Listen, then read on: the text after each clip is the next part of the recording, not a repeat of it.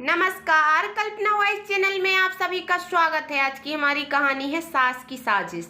Mummy जी, आप इसी समय यहाँ आ जाइए। आपकी बेटी ने यहाँ तमाशा बना रखा है। आपकी बेटी है, अब आप ही आकर संभालो इसे। मेरी माँ के साथ तो इसका बर्ताव सही नहीं है। राधिका जी अपनी बेटी के बारे में ये सब अपने दामाद अविनाश से सुनकर दंग रह गईं। ये क्या हो रहा है अचानक से? अरे अविनाश जी, आप ऐसा क्यों बोल रहे हो? क्या हुआ? आरती को तो हम समझा देंगे, मगर बात तो पता चले। राधिका जी ने सुनकर अपने दामाद से कहा, बस आप आ जाइए। इतना कहकर राधिका जी के दामाद अविनाश ने फोन काट दिया। राधिका जी ये सब सुनकर परेशान हो गईं और घर से तुरंत ही निकल पड़ी। 2 घंटे में ही अपने बेटे अतुल के साथ आरती के घर पहुंच गई। मम्मी जी, आरती मुझे डाइवोर्स देने की बात कर रही है। आप ही समझाइए इसे। इसने घर का कोई भी काम करना बंद कर दिया है। मैं एक ही शर्त पर रहूंगी, इनकी माँ अपनी जायदाद छोड़े और यहाँ से जाएं। ये क्या कह रही हो दीदी? आरती का भाई अतुल सुनकर हैरान था। और राधिका जी तो आप पे से ही बाहर हो गई थी। आरती, ये क्या बदतमीजी है? अपनी सास के लिए ऐसे शब्द क्यों बोल रही है? माँ, बहुत हो गया। आपको पता नहीं है कि यहाँ चुपके चुपके क्या होता है? मुझे अलग रहना है बस। आरती का टका सा जवाब राधिका जी को परेशानी में डाल रहा था। तुमने हमें दामाद जी के सामने मुंह दिखाने लायक नहीं छोड़ा है। इतनी बेहाई कहाँ से आई तुम में? और ऐसा भी क्या होता है यहाँ? आज राधिका जी का गुस्से का बांध टूट गया था और उन्होंने आरती को बहुत जोर का थप्पड़ मार दिया। ये सब देखकर अविनाश की माँ यानी आरती की सास ने तुरंत कहा, ठीक है बेटा, मैं ही चली जाऊंगी, मगर मुझ बुड्ढी के कारण अपनी गृहस्थी खराब मत कर। आरती, इनसे माफी मांगो, इन्होंने अकेले ही गृहस्थी खींची है। अविनाश के पिता तो कब के चले गए थे। ये सब इनकी मेहनत का है। राधिका ने आरती को झकझोर कर उसकी विधवा सास से माफी मांगने को कहा। मम्मी, मुझे अकेले ही रहना है और आगे आपके लिए कुछ करना है। अब मैं ही नहीं चली जाऊंगी, इनको यहीं रहने दीजिए। आप सबको यही तो अच्छी लग रही हैं। अजीब परिस्थिति में फंसा दिया था आरती ने सबको। कोई बात समझाने की कोशिश ही नहीं कर रहा था। ये सुनकर आरती के पति का गुस्सा 7वें आसमान पर जा चढ़ा। देखा मम्मी जी, ये है इसके तेवर। हम तो जाने कब से झेल रहे हैं। मम्मी इस पर बोझ कैसे हो गई? ये सब मम्मी का है और उन्होंने अपनी मेहनत से बनाया है। आज मैं इसको ही बाहर फेंकता हूँ। आज अविनाश ने अपनी सास को भी अनदेखा कर दिया और बिना उनकी शर्म किए आरती के बाल पकड़कर दरवाजे तक ले गया। सब लोग पीछे पीछे चल पड़े और छुड़ाने की भी कोशिश की, मगर अविनाश के हाथों की पकड़ बहुत सख्त हो चुकी थी। अविनाश ने उसे बाहर ले जाकर जमीन पर धक्का दे दिया। आरती, जब तुम आई थी तब तुम्हारे पास डिग्री नहीं थी। मैंने तुम्हें खर्च करके आगे पढ़ाया। आज तुम इतनी ओछी बातें कर रही हो। आज सब तमाशा देखते हैं तो देखने दो। अब मैं बिल्कुल लिहाज नहीं करूंगा। अविनाश ने घर के मुख्य दरवाजे पर जमीन पर बैठी आरती को बहुत भला बुरा कहा। आते जाते लोग देख रहे थे और पड़ोसियों ने जमघट लगा दिया था। राधिका जी भी बहुत शर्मिंदा हो रही थी, क्योंकि ये दिन अपनी ही औलाद ने उन्हें दिखाया था। मगर आरती जैसे कुछ ठान कर बैठी थी। उसने आओ देखा न ताव एक तरफ सड़क पर पड़ा पत्थर उठाकर सास के सिर पर दे मारा, जिससे उन्हें तेजी से खून बह निकला। जल्दी से अतुल ने बाहर खड़ी अपनी कार में उन्हें बैठा और अपनी माँ अविनाश के साथ लेकर हॉस्पिटल पहुंच गया। सिर में टांके लगाए गए और दवाई इंजेक्शन दिए गए। अविनाश का मन बेहद खराब था और मन ही मन जी भरकर आरती को कोस रहा था। इस समय आरती जाने कहाँ थी? वो तो हॉस्पिटल आई ही नहीं थी। आरती की हरकतें दिन व दिन अविनाश को परेशान कर रही थी। एक दिन अविनाश घर में घुसते ही अंदर का नजारा देखकर हिल गया। आरती ने अपनी सास को भद्दी भद्दी गालियां दे रही थी, जिन्हें सुनकर अविनाश शर्मसार हो गया। ये मनहूस औरत मेरे घर में नागिन की तरह फन फैला कर बैठी है। ये और इसकी बेटी दुनिया से उठ क्यों नहीं जाते? वो भी आकर यहाँ हुक्म चलाती है और ये मुझे नौकरानी समझती है। सुन ले बुढ़िया, मुझे तो घर से निकाल कर ही दम लूंगी मैं। अब ये आरती के शब्द थे। अविनाश की माँ बैठी हुई चुपचाप सुनती जा रही थी। बाहर से ही ये देखकर अविनाश के पैर जैसे जम से गए थे। उसकी बीवी उसकी माँ को खरी खोटी सुना रही थी। अब वो जिसका सामना करने से भी डर रहा था, माँ के सामने उसको कुछ कहता तो दूसरा ही बवाल खड़ा हो जाता। मेरी बहन को ऐसी बद्दुआ दे रही है आरती, इसे जरा भी शर्म नहीं आ रही है। लेकिन माँ, वो कुछ बोल क्यों नहीं रही है? अब अंदर कैसे जाए? बाहर खड़ा अविनाश बस यही सोच रहा था। लेकिन एक बात अविनाश को समझ नहीं आ रही थी कि आरती शादी के इतने सालों तक तो माँ के साथ सही थी, सब अच्छा था, लेकिन अचानक ऐसा क्या हो गया जो इतनी वाहियात भाषा पर उतर आई थी और मैं इतना खिलाफ हो गई थी। कई बार पूछने और भी आरती ने जवाब नहीं दिया था और उसकी नफरत सास के लिए बढ़ती जा रही थी। अविनाश सोचकर ही परेशान हो रहा था और आरती से बात करना तो संभव ही नहीं था। इसकी कोई उम्मीद ही नहीं थी कि वो ठीक से जवाब देगी, लेकिन फिर भी अविनाश ने हिम्मत करके आरती से बात करने का फैसला किया और कुछ देर बाद अंदर चला गया। आरती उसे देखकर शांत हो गई, लेकिन उसका गुस्सा चेहरे पर अब भी साफ नजर आ रहा था। रात को खाना खाने के बाद अविनाश अपना मोबाइल लेकर बैठ गया था। आरती इधर बैठो, तुमसे कुछ बात करनी है। क्या हुआ? आरती को अविनाश के हाव भाव से हल्का सा अंदाजा हुआ। बैठो तो सही। अविनाश के जोर देने पर आरती पास में बैठ गई। आरती, एक सवाल मन में बार बार आ रहा था, सोचा पूछूं तुमसे एक बार। माँ से तुम्हारी अब बनती नहीं, उनकी कोई बात तुम्हें पसंद नहीं, लेकिन यही माँ पहले तुम्हें पसंद थी, कभी तुमने इनकी शिकायत नहीं की, तो फिर अब क्या हुआ? हाँ, पहले सब अच्छा था, लेकिन अब। इसका जवाब मैं तुम्हें समय आने पर दूंगी। लेकिन अचरज होता है कि माँ तो कभी तुम्हारी शिकायत नहीं करती हैं, जबकि तुम कितना भला बुरा कह देती हो। अविनाश के मन के ये सवाल आज उसने आरती के सामने रख दिए थे, मगर उसने जवाब देने के लिए सही समय का इंतजार करने को कहा। अविनाश ने कहा, सोचा था कि कुछ तो था इस कहानी के पीछे, जिसे आरती ने भी इस समय छुपाने के लिए कहा। अब अविनाश भी इस पहेली को जल्दी से जल्दी हल करना चाहता था। जाने क्या सास ने उसकी एक भी बात पर आवाज नहीं उठाई और ना ही कभी अविनाश से शिकायत की। माँ, आपको आरती बहुत परेशान करती है ना? एक दिन अविनाश ने अपनी माँ का मन टटोलने की कोशिश की। नहीं बेटा, वो तो मेरा ख्याल रखती है, थोड़ा बहुत कुछ कभी कह दे तो क्या फर्क पड़ता है, बेटी ही तो है। अविनाश माँ की बात सुनकर हैरान था, समझ नहीं पा रहा था कि ये क्या हो रहा है और क्यों हो रहा है। आरती, माँ तुम्हारी तारीफ करती हैं और तुम हो कि उन्हें जलील करती हो। सास है तुम्हारी, जरा सम्मान नहीं दे सकती क्या उन्हें? सम्मान तो मैं भी देती थी और बहुत ज़्यादा देती थी, लेकिन उन्हीं से जाकर पूछो कि ऐसा क्यों हुआ और इसका जिम्मेदार कौन है और इस अत्याचार का कारण है। समय आने दो। अविनाश को तो कुछ समझ नहीं आ रहा था कि ये माजरा क्या है। मगर माँ ने ऐसा क्या किया है? तुम मुझे कुछ बताती क्यों नहीं हो? तुम सह नहीं पाओगे अविनाश, कुछ कर दे। आंखों पर पड़े होते हैं वही तुम्हारी आंखों पर भी पड़े हैं, और जो तुम्हारी माँ के प्यार के हैं वो कभी नहीं हटेंगे। बात तो आरती की ही सही थी, क्योंकि अविनाश माँ के खिलाफ तो जाता ही नहीं था, ना ही कोई इल्जाम मानने को तैयार ही होता। इसी कारण आरती ने घुमा फिरा कर बात की। मेरी माँ कुछ गलत नहीं कर सकती। हो सकता है तुम्हें ही कोई गलत फहमी हुई हो। जो तुम कहती हो वो चुपचाप सुन लेती हैं, सारे काम कर देती हैं, तो मैं कैसे मान लूँ कि मेरी माँ गलत है?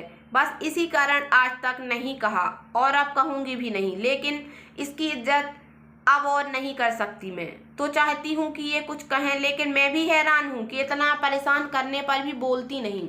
आरती के ये तेवर देखकर अविनाश हैरान था। जाने क्यों आरती बता ही नहीं रही थी, लेकिन एक पहलू ये भी था कि अविनाश शायद सच्चाई को स्वीकार ही नहीं करता।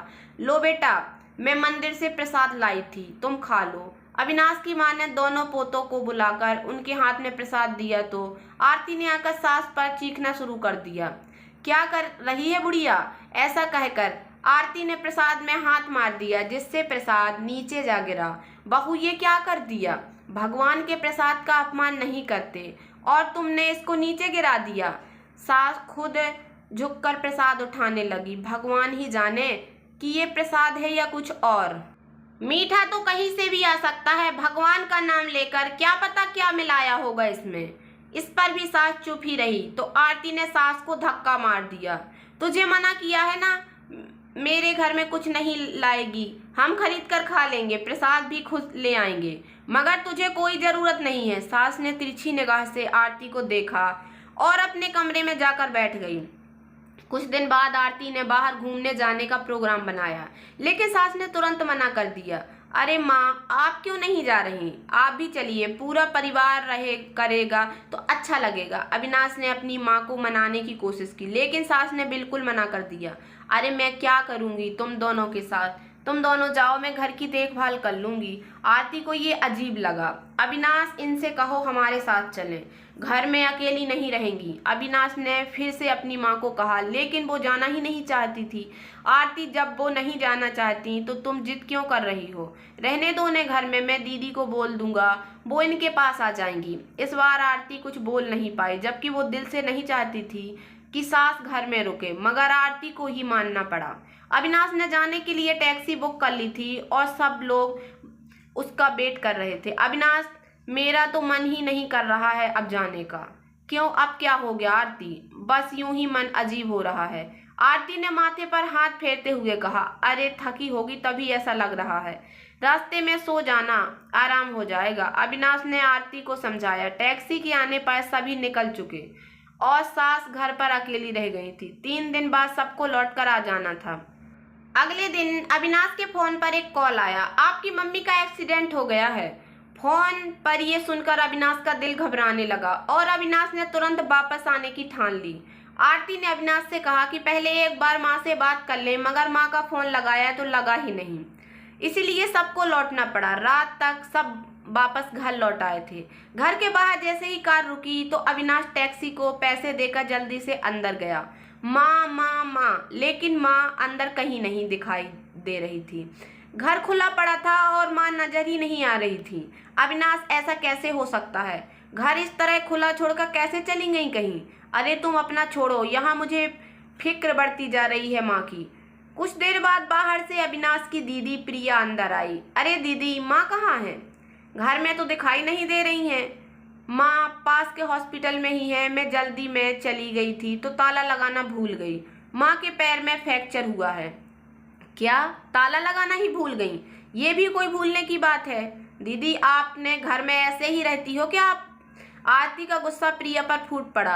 अविनाश, भाभी को समझाओ, इस समय ऐसे बात ना करें मुझसे, मैं पहले ही टेंशन में हूँ। अविनाश आरती पर बरस पड़ा। आरती, कुछ तो लिहाज करो, मेरी माँ हॉस्पिटल में है, दीदी अकेले संभाल रही थी और तुम इन पर ही गुस्सा कर रही हो। मैंने तो कहा था कि साथ चलें, मगर वो नहीं गई और टांग तोड़वा ली। अब इसमें भी मेरा कसूर है क्या? आरती चीख पड़ी थी। आरती, मैं कह रहा हूँ चुप हो जाओ, वरना मेरा हाथ उठ जाएगा। हाँ हाँ, उठाओ हाथ मुझ पर, यही तो बाकी रह गया है। मैं बाहर की जो हूँ, इसलिए मुझ पर ही बस चलेगा तुम्हारा। आरती आपसे बाहर हो गई थी, मुझे तो माफ करो, मैं जा रही हूँ हॉस्पिटल, अविनाश कहकर तुरंत प्रिया के साथ चला गया। आरती सामान उठाकर कमरे में रखने के लिए ले गई, मगर कमरा देखा तो हैरान थी। अलमारी खुली पड़ी थी और लॉकर भी खुले पड़े थे। आरती ने जल्दी से पास आकर अलमारी को चेक किया तो माथा पकड़ बैठ गई। ये क्या हुआ? इसीलिए इस बुढ़िया की टांग टूटी है। मेरे घर में चोरी करवा दी इसने, अब वहाँ हॉस्पिटल में बेड पर लेटकर नाटक दिखा रही है। बहुत हो गया इसका, अभी अविनाश को बताती हूँ। आरती चोरी हुई देखकर बहुत परेशान थी। काफी सामान, गहने और कैश चोरी हो गया था। अविनाश, तुम्हारी दीदी ने हमारे घर में चोरी करवा दी, आकर देखो, अब कुछ नहीं बचा हमारे पास, सारे लॉकर खाली कर गए, पैसे गहने चोर सब ले गए। तुम्हारी बहन अपना घर भी ऐसे ही खुला छोड़ देती क्या? मैं बोल रही थी तो उसको मिर्ची लग रही थी, अब आकर हमारा नुकसान पूरा करेगी क्या? आरती ने फोन पर अविनाश को सारी बात बहुत गुस्से में कही। कुछ ही देर में अविनाश वापस घर आ गया और प्रिया भी साथ आ गई। देखो देखो, इधर सब खाली है, आरती ने अंदर ले जाकर सब दिखाया। अविनाश हैरान था सब देखकर, उसे समझ में नहीं आ रहा था कि क्या कहे। पूछते क्यों नहीं हो अपनी बहन से अब? आरती जोर से चीख कर बोली। आरती, तमीज में रहो, मैं तो घर में ही नहीं थी, ये सब पहले तुमने ही देखा है, अब तुम ही जानो कि कहाँ गया। मुझ पर इल्जाम मत लगाना। आरती प्रिया की ये बात सुनकर बुरी तरह से तिलमिला गई और उसने गुस्से में प्रिया के मुंह पर एक जोरदार से तमाचा मार दिया, जिससे प्रिया उसे देखती रह गई। पास खड़ा अविनाश भी इस आवाज से हिल गया। एक तो हमारा इतना सब चला गया, ऊपर से ये सब बोलकर कहना क्या चाहती हैं? तेरा मतलब है कि मैंने ये सब गायब करके तुझ पर इल्जाम लगा दिया? आरती ने जोर से चिल्लाकर कहा। अविनाश ने आगे बढ़कर आरती का हाथ कसकर पकड़ लिया। आरती, ये ज्यादा हो रहा है तुम्हारा, दीदी की कोई गलती नहीं है, तुम्हारी हिम्मत इन्हें थप्पड़ मारने की कैसे हो गई? तुम भी मुझे ही कहोगे, लेकिन मैं अब चैन से नहीं बैठूंगी। मुझे सब समझ आ रहा है, मैं इनकी पुलिस कंप्लेंट करूंगी। अविनाश चुपचाप दीदी को लेकर फिर से हॉस्पिटल चला गया, क्योंकि वो आरती से उलझना नहीं चाहता था। अगले दिन आरती पुलिस स्टेशन पहुंच चुकी थी और वहां जाकर फिर FIR दर्ज कराई। मैडम, घर खुला रखोगे तो चोरी ही होगी ना। चोरों को तो ये निमंत्रण खुला दिया गया आपने। इंस्पेक्टर ने आरती का मजाक उड़ा दिया, मगर आरती इस पर भी गुस्से को दबा गई। सर, चोरी तो चोरी है, प्लीज आप चोर ढूंढ दीजिए। ठीक है जी, अब आप जाओ और घर खुला मत छोड़ना। पुलिस इंस्पेक्टर ने आरती को इतना कहकर जाने को कह दिया था, मगर आरती समझ रही थी कि चोर ऐसे नहीं मिलेगा। उसने अपनी सास पर नजर रखना शुरू कर दिया। सास हॉस्पिटल से घर आ चुकी थी, लेकिन वो हर वक्त अपनी बेटी से फोन पर बातें करती रहती थी और आरती हमेशा बातें सुना करती थी। एक दिन आरती दिन में थक कर सो रही थी कि नींद में ही उसे खटाक की आवाज आई। आरती एकदम से चौंक गई थी और उठकर धीरे से दरवाजा खोलकर बाहर देखने लगी। ये खटर पटर की आवाजें रसोई में से आ रही थीं। आरती ने धीरे से जाकर रसोई में देखा तो आंखें फटी रह गईं। आरती अपने कमरे में आकर बैठ गई थी और कुछ सोचने लगी थी, लेकिन उसे एक घर बाद कुछ ख्याल आया और अपना फोन उठकर सास के कमरे में लेकर गई। सास की हल्की हल्की आवाजें बाहर तक आ रही थी, जिसे सुनकर आरती की सांसें ही थम गईं। ऐसा भी कैसे कोई कर सकता है? आरती नफरत से भर रही थी। शाम को अविनाश के आते ही आरती ने बैठकर बात करने को कहा। अविनाश, कुछ बात करनी है, पहले कुछ दिखाना है तुम्हें। और ऐसा कहकर उसने अपने फोन में कुछ दिखाना शुरू किया। अविनाश की आंखें फट गईं और उसका चेहरे का रंग भी उड़ गया। अभी तो रुको अविनाश, तुम्हें कुछ और भी सुनाना है।